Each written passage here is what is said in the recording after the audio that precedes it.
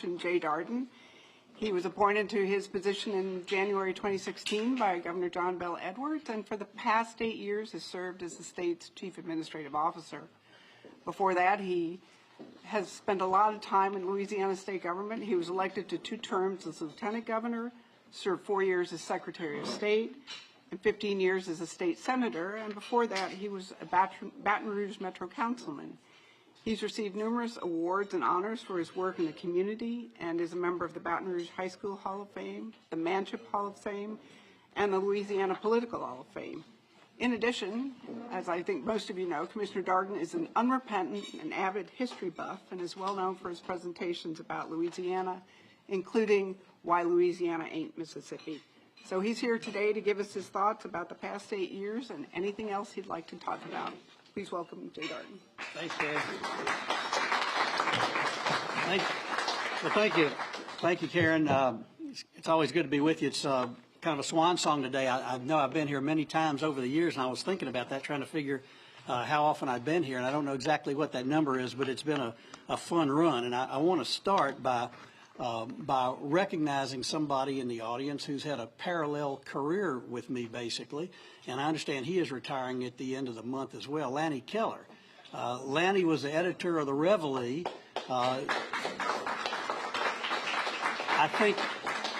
I think he probably wrote the first editorial that was written about me, pro or con, as the editor of the Reveille when I was a student body president at LSU. So we have really had parallel careers in various different roles here in Baton Rouge during the course of the past 35 years. So Lanny, congratulations, and thank you for your great work on behalf of the newspaper and the people. All right, so we started 8 years ago, and I know you all know this story. I'm not going to go through and recount all these various numbers and all these details, but 8 years ago when I spoke to the press club at the beginning of the Edwards administration, we were facing a $2 billion budget shortfall. During the course of that campaign 8 years ago, when I was running and John Bell was running, we spent the whole year and a half talking about a $1 billion budget deficit that we felt like the state was facing.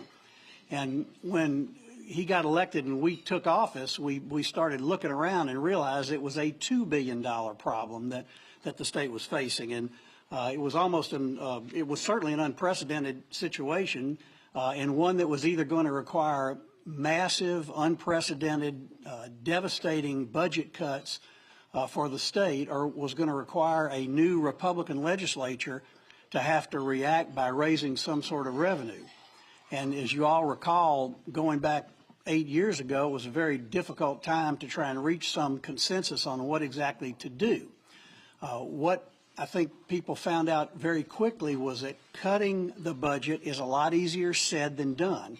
And when it's time to go in there and actually make those cuts, even a conservative Republican legislature was unwilling to do that. And the result, after a number of special sessions and a lot of wrangling, was that the legislature dealt with that $2 billion problem by deciding to raise some revenue and create a revenue source that had been depleted as a result of changes in the laws from the Stelly tax and just some overall issues in the economy that created that situation. But since that year, that initial year of having to deal with that problem and deal with that magnitude of a budget deficit, the state has now recorded 7 consecutive years of budget surpluses. Budget surpluses, particularly in the context of Louisiana, are very good things because you never know at the beginning of a fiscal year what your revenue picture is going to be like at the end of the year. We in Louisiana have something called the Revenue Estimating Conference, as all of you know, and that is a constitutional entity that is charged with the responsibility of estimating. There's a reason the word estimating is in there, estimating what the state's revenue will be during the course of a year. You're never going to hit it right on the button. You're not going to ever say the revenue estimating forecast is this finite number. It's either going to be more or it's going to be less. And when it's less, you have a budget deficit, and you have to go in and make cuts. The Constitution requires that the state have a balanced budget at the beginning of the year and at the end of the year. That's another very important constitutional safeguard, because if you're in that deficit situation, you've got to make cuts during the course of the year.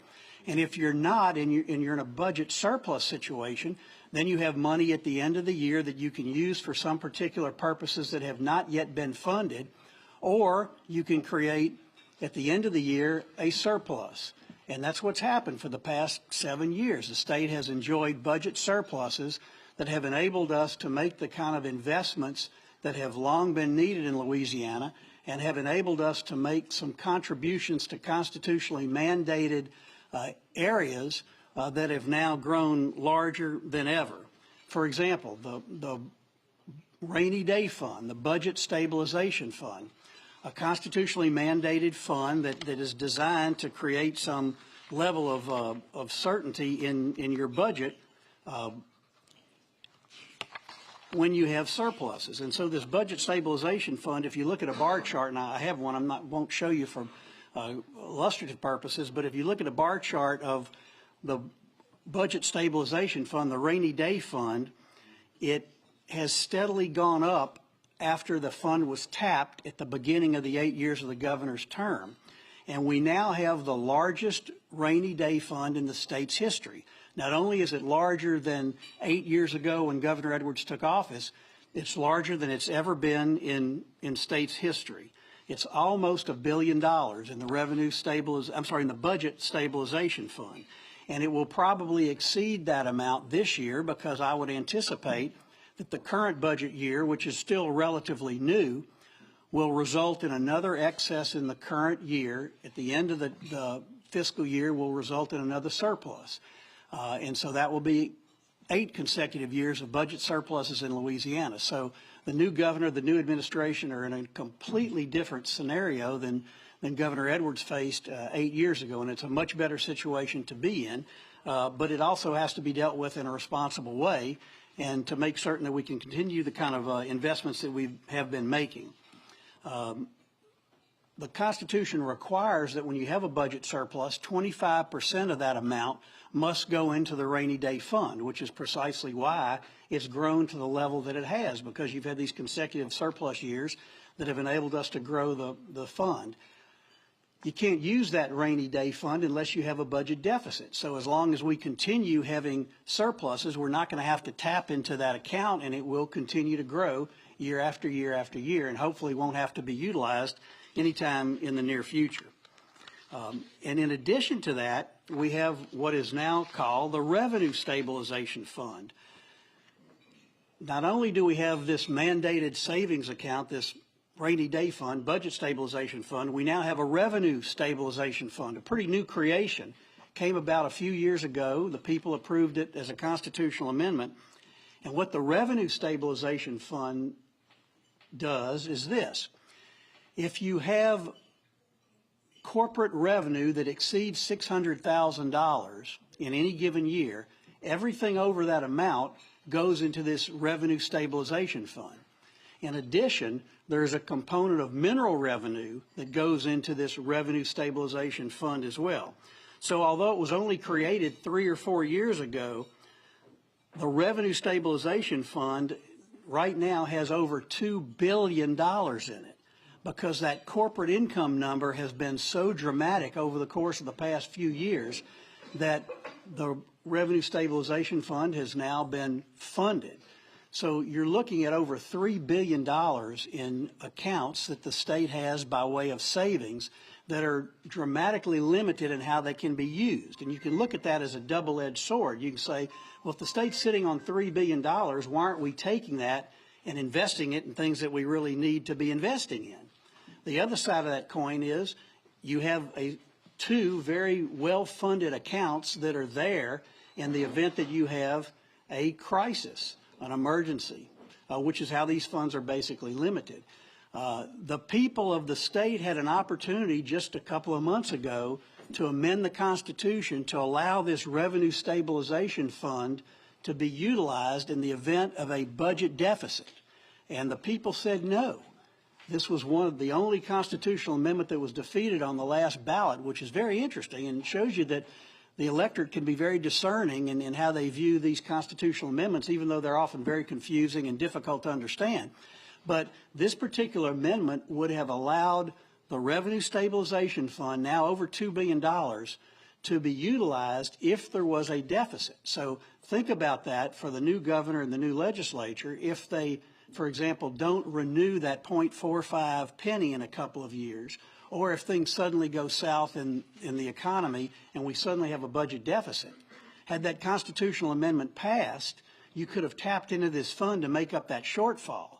But because it didn't pass, you don't have any ready source of revenue to deal with it. So when that fund, or if that penny goes away, or if things turn south, you're going to be back in the same soup that you were previously of having to decide, do we raise some additional source of revenue or do we make cuts?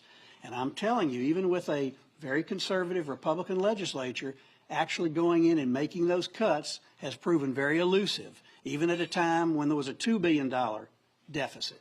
So that's a very interesting scenario that arose in the election that has not really been discussed a lot publicly, but that was a very critical defeat of an amendment as it relates to what we do in the event that you have a deficit or a budget shortfall at some point. Because right now, under the present law, the Revenue Stabilization Fund can only be used in an emergency. And a deficit alone does not constitute an emergency. So that fund is only there in the event that there's some dramatic emergency hurricane situation that requires the state to have to identify some new money. So those two funds are very pivotal in where we stand right now from a financial standpoint in Louisiana. But it bodes well for the new governor. It bodes well for the new legislature in kind of dealing with the financial challenges that may or may not be on the horizon, depending on how well the economy continues to perform when that 0.45 rolls off.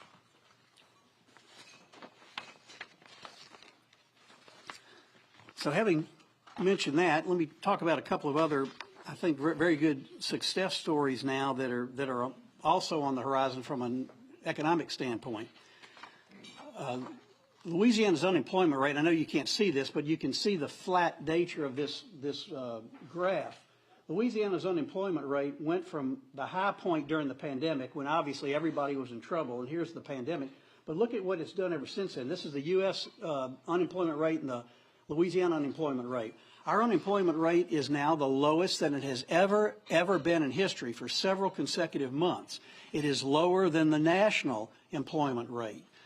People in Louisiana are working.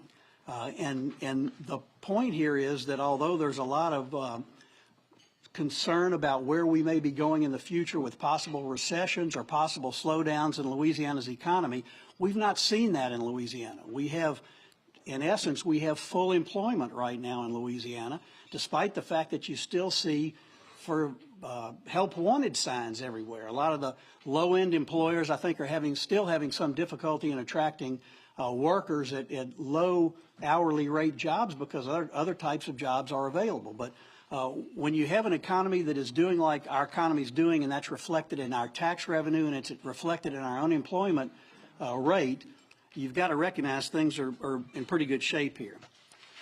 I want to mention one other thing that's come up in the news lately and kind of explain how this came about, because it has not been thoroughly discussed yet, and it needs to be, and that is the new paid leave for maternity leave that had been approved by the Civil Service Commission and advanced by the governor.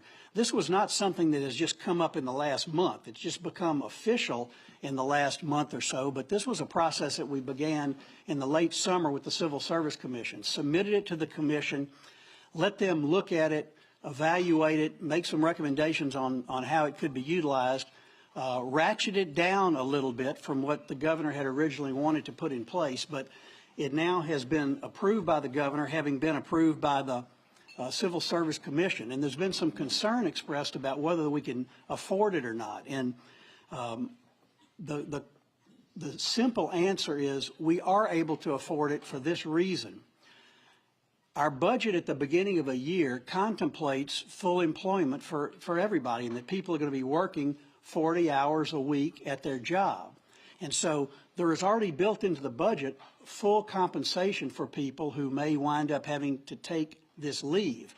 So we're not going to know anytime soon what kind of financial impact this has on the budget. It's going to take some experience as to how many people actually wind up utilizing this leave. And how it is going to impact folks who will have to pick up the slack for someone who has taken leave for an additional 6 weeks or whatever the case may be. So the point is, there's not going to be an ability, I don't think, for Governor Landry or the new legislature to come in and say, we've got to ask the Civil Service Commission to undo this because we can't afford it. Because the fact is, it is built into the budget. We're going to be able to afford it. We're going to have to see, experience-wise, whether it creates any hardships down the line. My guess is, and this is just a guess, is that it's not going to create a huge negative budget impact on the state because there's really no way to estimate when a young lady may become pregnant, take that leave in advance of while she's still pregnant or after she delivers. Same thing with the husband. It's just almost impossible to determine how many people are going to be directly impacted and in what departments are they going to be impacted and how are you going to have to make up for the work that may not be done while they're on that leave. The only place it could become really critical is in a place like the Department of Corrections or the Department of Juvenile Justice, where you have to have those people there. You have to have those employees on the job, absolutely doing work to keep track of the bad guys. And so it's not a question of somebody who can take up some slack at another job. You got to physically be there. And that's the only area I can really look at and say that that may be an area to look at once this takes place. But I mention that because it's relatively new. It's been suggested that it would have a negative impact on the budget. My representation to you today is that it will not, and if it does, we won't know it for some period of time. So, having made those points, let me just make a couple of observations about generally where this administration is going to leave the state and how the governor is going to be looked at. I think in retrospect, or really prospectively, I guess I should say, history is going to look very favorably upon Governor John Bel Edwards and what he's done. And one of the main reasons I say this is if you think of three significant things that you would think would have been major topics in the recently completed gubernatorial campaign. Given the 8-year experience that we've had with Governor Edwards as a Democrat, the legislature being Republican, a lot of consternation between the two branches of government for political reasons and some philosophical reasons. But think about the most recently completed campaign. There was not a single gubernatorial candidate who challenged Governor Edwards' decision to expand Medicaid on the first day of his term in office. That was a huge issue from a political standpoint when it happened, nationally and in the state. But as that has been played out, nobody said, elect me your governor and I'm going to come in and undo Medicaid expansion, because it's proven to be a smart move for the state. And it was a smart move to do it as he did it. When I was running for governor, I said I would certainly step back on Medicaid expansion, but I would try and do it slowly. The governor said, we're going to expand Medicaid on day one, and that's exactly what he did. And it's had a tremendous benefit in terms of improving health care outcomes and taking advantage of federal dollars that are available to the state, because we're taking advantage of Medicaid dollars that involve a significant federal contribution, as opposed to having to pay with state general fund dollars for uninsured people who would not be eligible for Medicaid. You didn't hear a single gubernatorial candidate talking about undoing the ITEP decision, which was a huge political issue. We can't change those ITEP laws. We can't do that. That's going to be bad for business.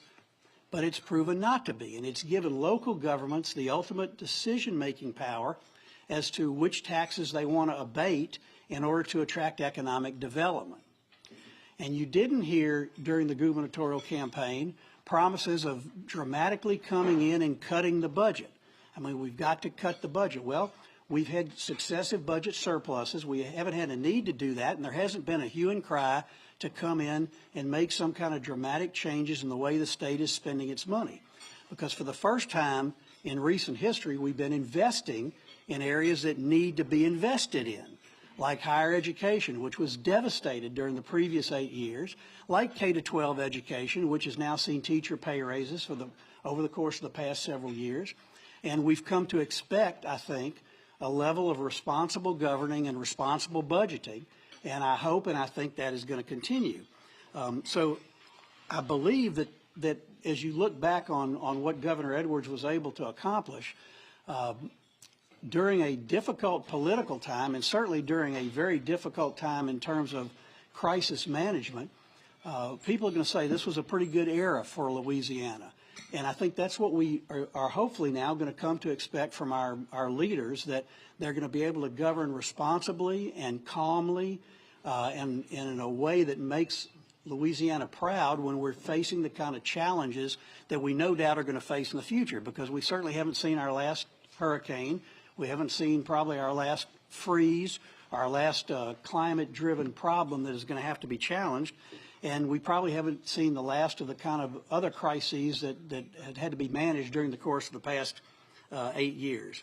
So I think the fact that the first 4 years were spent in very deliberate political controversy. I mean, obviously, I think there was tension between a Democrat governor and a Republican legislature. There was a mission on the part of the legislature to make certain the governor was not reelected, but in fact he was. And the subsequent 4 years that have taken place have seen tremendous budget progress for the state, and a relative calm in terms of relationships and kind of a thawing of some of those difficulties that were there in previous years. And I think that speaks well to the legislative leadership and to legislators as well, who recognize that after that initial election, after the first 4 years took place, we had to get down to the business of doing what was best for the people of Louisiana and doing it in a responsible way. And I think both the administration and the legislature did that. And I'm hopefully we'll see that continue in the future with an entirely different political dynamic. A Republican governor with a majority, supermajority really, legislature that will theoretically be philosophically akin to one another, and will want to hopefully advance policies that will be in the best interest of the state of Louisiana. From a fiscal standpoint, I think that absolutely is going to happen, given where we are from a budget standpoint. In terms of other issues that occupy legislative time, that'll be an interesting thing to watch and keep an eye on. So I don't purport to want to or need to give Governor Landry any advice. He knows what to do and he knows what he is going to do. But I would just make this observation for any incoming governor and any incoming commissioner of administration, people in positions of leadership in government. When the campaign is over, it's time to govern, and you have to be a governor and a leader for all the people, and you have to recognize that you represent all Louisianans, and that your conduct and your demeanor and your policies need to set forth the kind of thinking that will benefit the majority of the people in the state of Louisiana. And I hope there is also the same degree of pragmatism that we saw over the course of the past 8 years from our administration in terms of our dealing with the federal government and dealing with a president of a different party, and a recognition that you have to advance your political agenda and you have to stand up for your political party, but you also have to recognize that you need to get along with the President of the United States and with the folks in Congress. And I hope that that kind of relationship that John Bell was able to maintain with President Trump, that Governor Landry will be able to maintain with President Biden, at least for the continuation of this next year or so of his term. I think very good, bright days are ahead for the state. I'm happy to be able to give that report as we complete 8 years of service to the state. And before I take your questions, let me just end with one other little observation. And it's really related to the Why Louisiana Ain't Mississippi documentary and the whole concept of why Louisiana ain't Mississippi, and that is this. We know this in Louisiana, but think about the fact that the two most important people in the United States House of Representatives, including the person third in line to be President of the United States, are Louisianans. A relatively small state by population, nonetheless continues what has been a long history of a disproportionate impact on national politics. When you think about names like Long and Ellender and Boggs and Livingston and Richmond you think about the cultural mix that makes up Louisiana and how different it is, and you think about the positions of leadership that those individuals had in Washington, D.C., and then you put Steve Scalise and the Speaker of the House on top of that and recognize, how does a little state like ours gain so much power in the halls of Congress? Well, it's because we know how to politic in Louisiana, because we have lots of different things we have to deal with. We have to deal with the fact that half, or not half, but almost a third of our population is Catholic, living primarily in South Louisiana, and that North Louisiana is populated largely, if not almost exclusively, by white Anglo-Saxon Protestants. And then you throw about 32% African American in the mix. Again, some Catholics, primarily in South Louisiana, which you don't see in other southern states, all having to get along in this melange of Louisiana, and all having to get elected statewide, or at least in your own areas, from this different political mix. And then you recognize that we have this jungle primary system in Louisiana that nobody else seems to have. And so we don't necessarily go off as Republicans and go off as Democrats and select our two best people and then let them run. We have everybody running at the same time. So that requires a certain degree of political skill and political talent. And all of these kind of factors that make Louisiana different and unique and having a disproportionate impact on American life play out in politics as well. And think about those who influence politics in the media today and in the past. The late Cokie Roberts, Donna Brazile, James Carville, all these Louisiana people, and lots of other consultants, political consultants, who have been involved at a national level, who've called Louisiana home. People in other states seek out people from Louisiana for their political expertise because we've got a unique experience.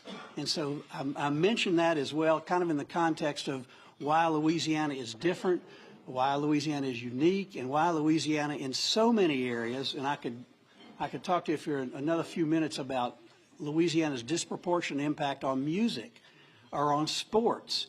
It is there. From a small populated state, we have a huge disproportionate impact on American life. And it's something we ought to be very, very proud of. And I think we ought to be proud of it from a political standpoint as well, because it served us well in the halls of Congress and has placed our elected officials at the peak of political responsibility and power in the nation right now. So with that, I will stop and try and answer any questions you have about those things or anything else. Yes, sir. So you said the process for the parental leave started in the summer, working with civil service.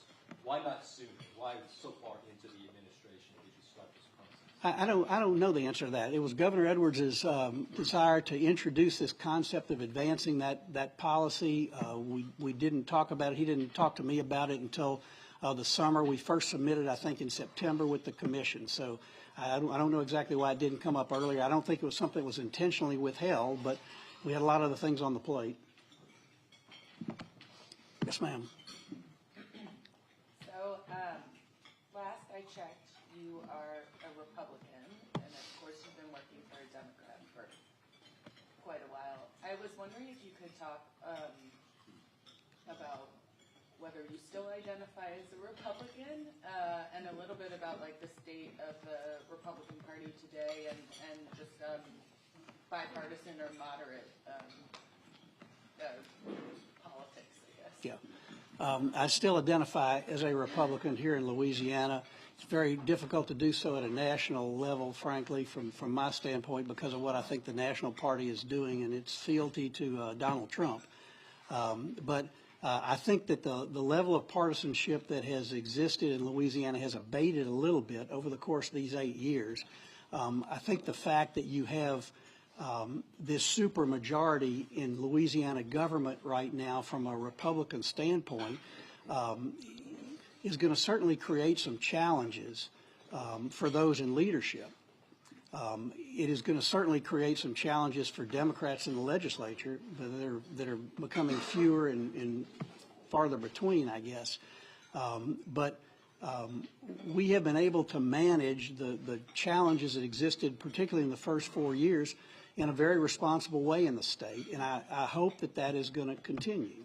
I think it will, but it's a different landscape right now, because you really have a situation where this legislature and the governor, should they choose to do so, have really no reason to bring Democrats into the loop at all, because they're totally in control. And that's not necessarily the best way to govern. And we'll just have to see how that plays out. You reverse things, and I go back, to my entry into the legislature in the early 1990s when the Republicans were growing, but I was one of 8 Republican senators when I came in 1992. So we were very much in a minority at the time, but it was a growth era, if you will, for Republicans, and it was going to continue to grow, but we were very much in the minority. But even back then, everybody was treated well, and there was not what I would consider a lot of punitive actions taken. It started a little bit when I started proposing alternate budgets to Edwin Edwards a little bit. I felt the wrath of that, but there was more of a camaraderie that existed in the legislation. You've heard this talked about a lot, and there's no question that has faded dramatically over the years, and that's very unfortunate, because in a legislative setting, you want to be able to fight and argue and disagree philosophically and debate issues, but at the end of the day, you want to go to dinner and you want to talk and you want to have a relationship with the people you're dealing with. And we certainly see that doesn't exist at all in Washington. And we saw in these past 8 years that kind of became more of an accepted way of life around the legislature. And that, in my view, is not a good thing. Lanny?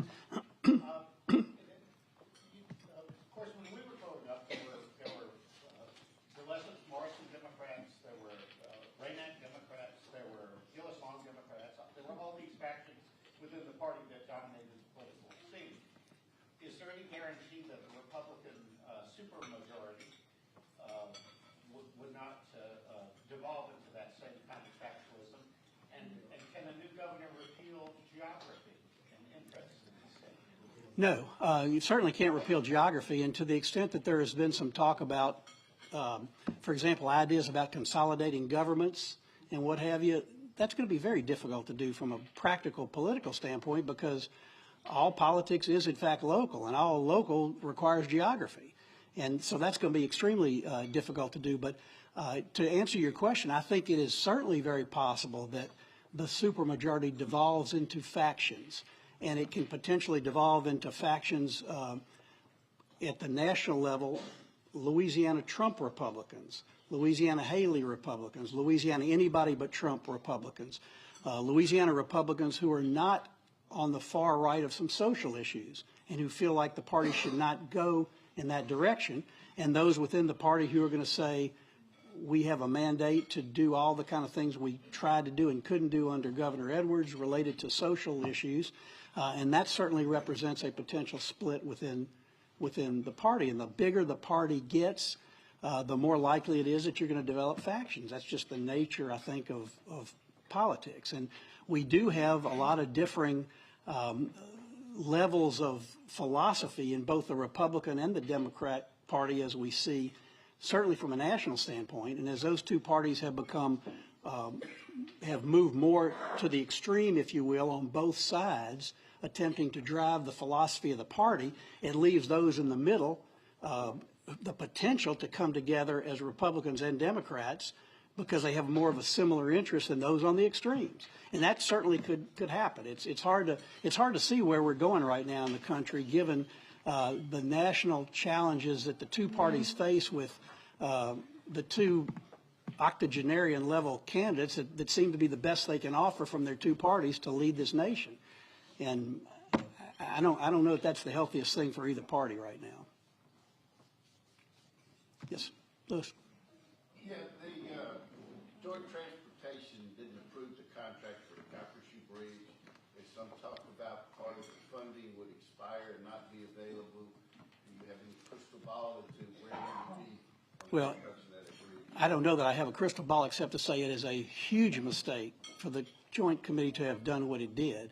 And if the new administration had a hand in not wanting it to go forward, I think that will be viewed as a mistake, because we're going to lose that federal funding that we have for this bridge. If the bridge contract is not signed by next week, by December 3rd, I think it is, the money that has been earmarked for that project is going to go back to Washington, because how can we as a Louisiana, as a state, say we're going to hold on to this money but we're not going to use it for its intended purpose? We need a lot of other federal dollars, and we're going to have to say to the federal government, thank you, but we've chosen not to use it. Here it is, take it back. In order to try and get some of the other federal dollars that we're seeking. But I don't see any way that, and I may be wrong about this, but I don't see any way that you're going to have a more affordable, quicker solution to the Lake Charles Bridge by not moving forward with what is in place right now. You have a 25-cent toll that can be drawn down by additional federal dollars that may come into play. And that's exactly what people would do if you could get more money down the line. But it seems to be very irresponsible not to take advantage of the federal money we have and the contract that's been negotiated with a very small toll to replace a bridge that is on its, sooner or later, is going to be on its last legs. So I'm very disappointed that has happened, that we haven't been able to figure out a way to resurrect that project. Yes, sir. You mentioned an increase in corporate tax revenues. Are more corporations paying taxes than when Governor Edwards took office, or are the same ones paying more in taxes? I don't know the answer to that. I do know that corporate tax collections are the most unreliable of all the sources of taxation in Louisiana, because the corporations are able to choose when they want to make their payments and take the credits that they're entitled to. And there are a lot of them out there. So you have a lot of volatility in what the corporate income and franchise tax revenue is. It just so happens it has been steadily increasing over these past few years, to the extent that with the creation of this new law, it socked all this money away. Imagine if we didn't have that revenue stabilization fund, the surplus from the current year would have been $1 billion more than it was. Just think about that. That would have been more money going into the budget stabilization fund. It would have been more money that could have been utilized to make further investments in things we need by way of roads and bridges and education. But I don't have a specific answer for you on your question. Yes, sir. How is the congressional redistricting issue going to be resolved? Well, I don't know. Those of you who are not here today are probably in court right now listening to some of the testimony taking place. What I would think is going to happen is that the new legislature is either going to be called into session rather quickly by Governor Landry to deal with it themselves, or Judge Dick is going to take it upon herself to draw those lines for us. Because I think something is going to have to happen in order to get the lines drawn with enough time for candidates to prepare for what needs to take place next fall. We have the luxury of not having the election until next year, but that's not much of a luxury as we start moving into the new year, and it's time for people to know what district they're going to be voting in and what candidates are going to be able to run in which district. But obviously, as we all know, when and if, I'll say not if, but when, because I think that second district is probably going to wind up being created in some manner or form, it's going to have a huge effect on probably either Congresswoman Letlow or Congressman Graves. Karen? One of the amendments that passed says that 50% or 25% of the surplus has to go to pay down the unaccrued liability and retirement system. How is that going to affect the legislature and their flexibility? It's not going to have that huge of an impact, I don't think. I mean, we're going to get that unfunded accrued liability paid down in just a couple of years. On the current unfunded accrued liability, it's going to go away in a couple of years, and I think that amendment applies to those particular payments. But I don't think that's going to have a dramatic impact on what the legislature is able to do, and I think that debt pay down is a good thing. We debated that during the session, that we felt like, the administration felt like it was not appropriate to have this huge amount of money going to pay down this debt because the debt was being accelerated over the course of the next 2 or 3 years anyway. And it was wiser to make better investments in education and other things. And that's what wound up happening. But anytime you can pay down debt, that's a smart thing to do. Yes, sir. You mentioned tolls earlier. The new Mississippi River Bridge, the discussions of the bridge in the Baton Rouge area. Also, the discussions, as I understand them, anticipated to include tolls. Right. So what does that tell us, that decision tell us about the potential for the Baton Rouge Bridge? Well, I think it, yeah, I don't think it tells us that much because I think this is more driven by, I think the new governor's desire to want to be involved in the decision on the Calcasieu Bridge as opposed to the new bridge construction in general. I mean, I think the new bridge in Baton Rouge is probably going to wind up having some tolling component as well. You can't build a new bridge of the magnitude of these two bridges that we're talking about, I don't think, without tolling or without having a disproportionate amount of money of your capital outlay budget going to those two particular projects. So I don't think it'll affect the Baton Rouge Bridge. I think the bigger question on affecting the bridge is the location of the bridge and trying to finally make a decision as to how we move forward with some element of funding. I didn't mention this, but your question reminds me, I should have talked about this a little bit too, and I'll just kind of hit this a little bit. The capital outlay bill that was passed by the legislature this year is probably the most irresponsible capital outlay project bill that we've seen in our lifetime. It extends the life of these projects to basically require almost 14 years from beginning to completion, as opposed to a target of 10 years. It overspent in priority one by some $300 million, meaning that those priority one projects are not going to be funded.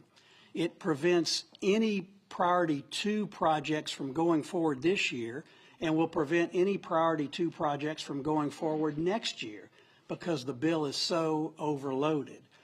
It was a very disappointing conclusion to a capital outlay process over the course of the past 8 years that have really been pretty good, with some reforms and some changes and some responsibility and some fiscal sanity. But this time we just kind of went off the rails, and that was very disappointing because it is going to impact the next governor and the next legislature and what they're able to do by way of capital outlay funding, and it is going to inordinately delay some very important projects.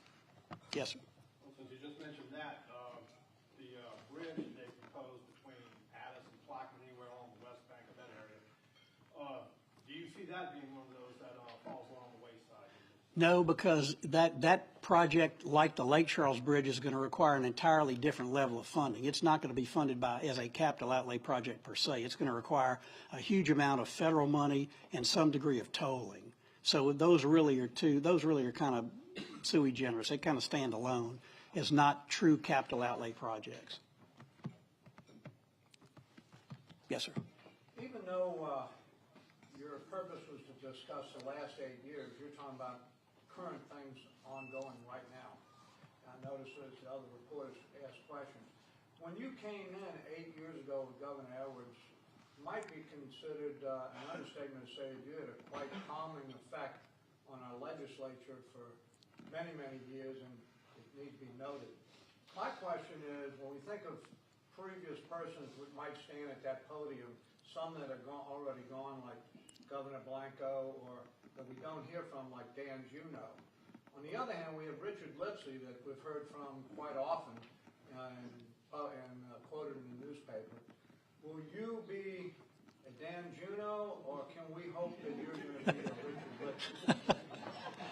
Well, I won't be either one of those guys. I'll be me, but I'm not going anywhere. I mean, I'm going to certainly be involved in things, and I don't expect to be a constant commentator on political goings on, but I'm gonna be around, and I'm not going anywhere.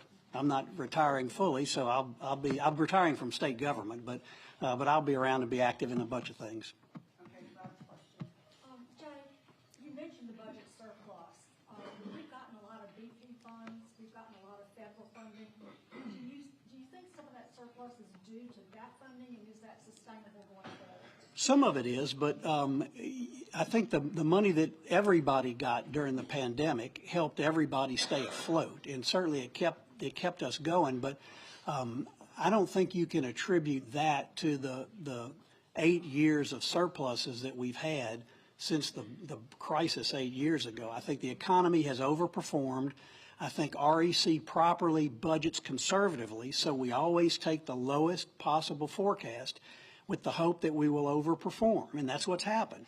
And I'm sure the new administration is going to take the same attitude. It would certainly be contrary to philosophy if they didn't. They would budget conservatively and hope for the best, and that's what helps create these surpluses. So I think it's fair to say certainly the federal largesse contributed to keeping the economy going during that period of time, but I don't think that's the reason why we're having the surpluses that we're having. All right, thank you all very much.